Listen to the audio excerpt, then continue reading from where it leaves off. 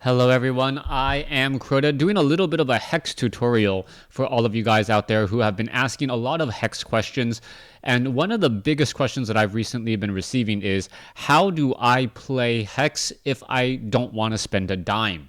Now, for those of you guys who have ever tried to play Magic the Gathering or Lord of the Rings or Wars or any other physical trading card game without spending a dime, you know that it is extremely difficult. I think one of the biggest problems with Hex, or one of the downsides of Hex, is that everyone tries to compare it to other digital card games where the collections are not really yours. And this is a very, very big difference between Hearthstone and Hex. Hearthstone being, the big dog in the room. The cards that you unlock in Hearthstone is part of a collection that you can't trade, you can't sell. So in order for Hex Entertainment, in order for them to maintain the value of the cards out there, they have to make it slightly difficult, or make it so that the cards are not all easily available. I know Colin, I know some other people out there. Colin, if you ever watch this, why are you watching this? You already know how to play the game.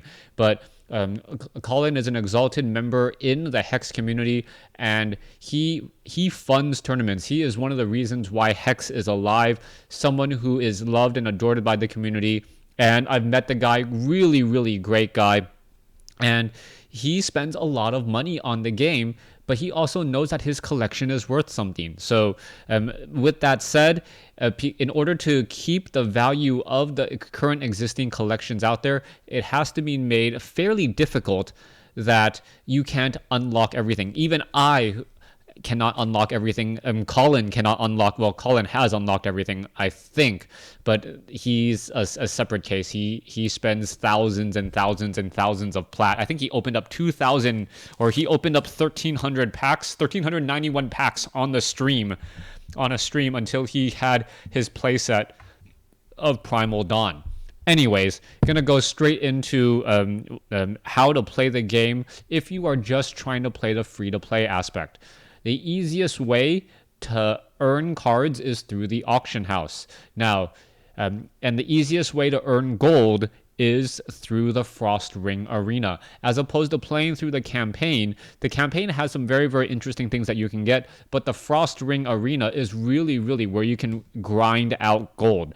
So what I'm going to be doing here is I'm going to be showing you a quick Frost Ring Arena deck that doesn't have very expensive rares. So the reason why I built this particular deck was it is meant to try and keep costs down. The main way that you are going to be dealing damage is through the Scrap Welder, which says when this enters play, if you control an artifact, this gets +3/+0 flight and speed this turn. And if it deals damage, you may put target Scrap Welder you control into your hand. So after a while, this just constantly drops every turn and deals tremendous, terrible damage. So you're able to win out that way. There's also the Burn, the Crackling Bolt, and the Sapper's Charge in order to remove threats. You have the Construct Foreman, who can turn the Electroid and the Ruby Infusion device into 3/3 Warhulks. And the only rare in this entire set, and I say only because wow, Adaptive Helm, that's really good. I don't even think I have that piece of equipment.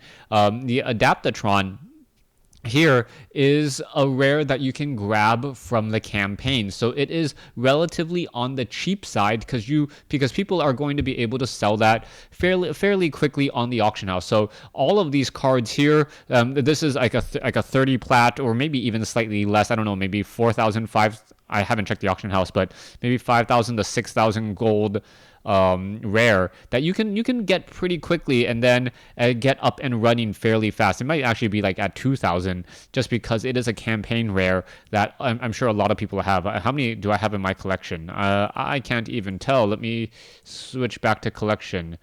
How many cards do I have? Oh, I have 4 here, but here, let me just look it up here. ADAP. I have 8, and I've sold quite a few as well. So that's that. So I'm going to go ahead and save this. I'm going to show you how the deck is run, and I'm going to quit out of a Frost Ring Arena for you. If it was an Uruzna counter, I'm gonna withdraw. Don't show the dragon. Thank you. Okay. Get 200 gold. Yippity doo dah. Let's go ahead and showcase how the deck runs. Now, the deck was there for a very, very, very long time. Hopefully you guys get to see it. Now, after you 5-0 your tier 1, you can go ahead and skip tier 1. I always suggest skipping tier 1 since the gold rewards are less than tier 1. And not only are you trying to build a deck that wins consistently, you're also trying to build a deck that wins consistently quickly. Now, and I got to mention this once more. The more wins you get, obviously, the better you're going to do. All right, so this is going to be a very standard opening hand. I'm going to play a Ruby Shard, drop the Sapper's Charge, and then next turn I will be able to attack with the Construct Foreman. Attack or transform this into a 3/3, right? So there's that, and there's that. All right, so turn number 2. Construct Foreman. I'm going to transform that into 3/3. I'm gonna play a Shard. I'm gonna play an Electroid, and it can also. And I'm also going to give it +1/+1, or +1/+0, and attack with the Warbot. So already dealing 4 damage on turn 2. This is how the deck is meant to work. You are meant to just grind or beat your opponent before your opponent can beat you. So continuing this trend once more, playing that, I do not want the more machinists out there. That's too many war machinists.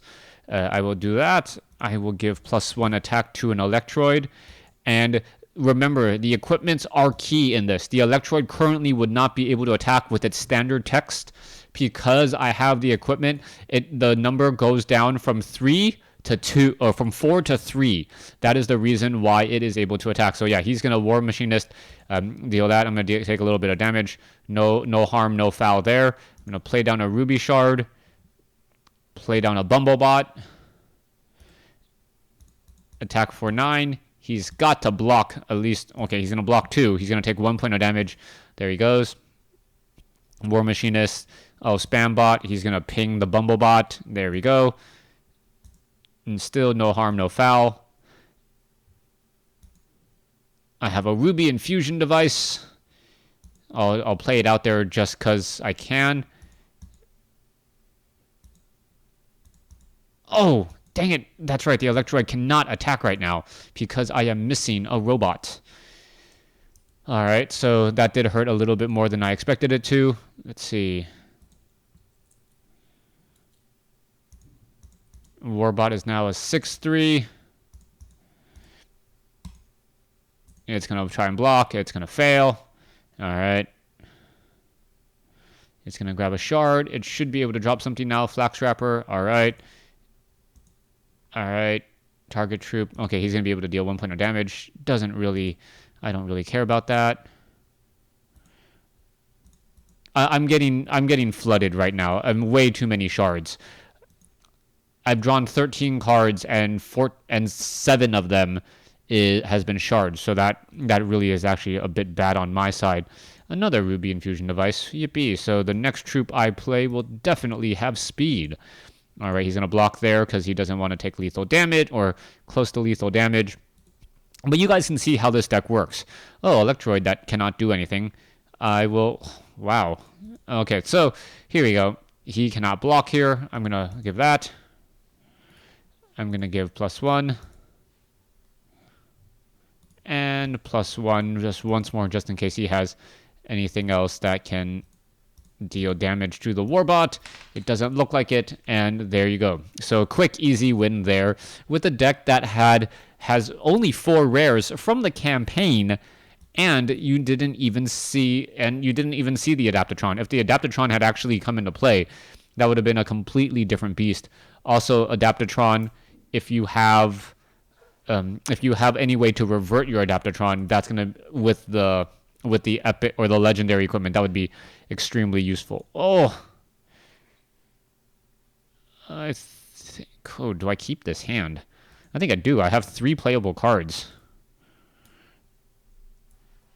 Okay, I'm going to choose another Electroid.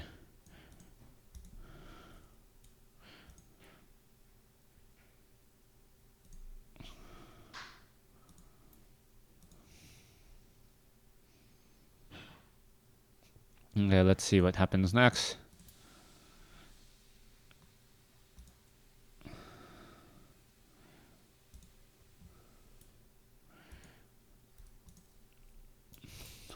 There's a Lightning Elemental. I'm in a fairly decent spot still. Okay, Oakenhenge Samurai. He's going to draw a troop. He's going to play a Briar Patch. All right, that's nice. Nothing, no harm, no foul there. Play that. I'm going to target troop gets +1 attack. He has the equipment because I use my charge power. It also gets stronger. And I'm going to attack for 4. Ping. And also get another charge because it dealt damage. Lightning Elementals might be pretty expensive as well. They are earnable from the Frost Ring Arena. All right, so there's that. When this blocks, that troop gets... I don't want that. All right, so let's see. Sacrifice this. Do that again.